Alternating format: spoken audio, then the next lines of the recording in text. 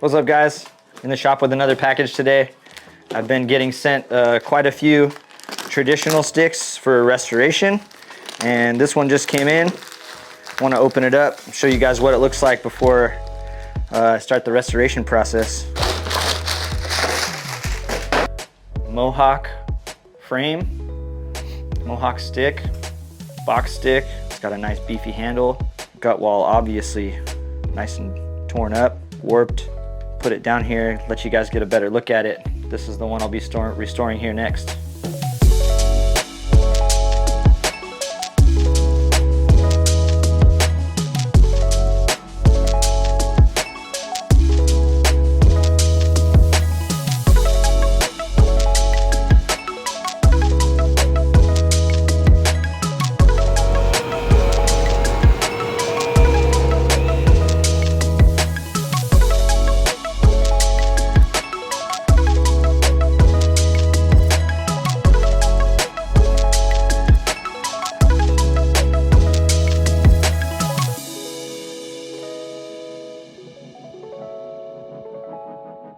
All right, I'm here, I'm finished with the final product.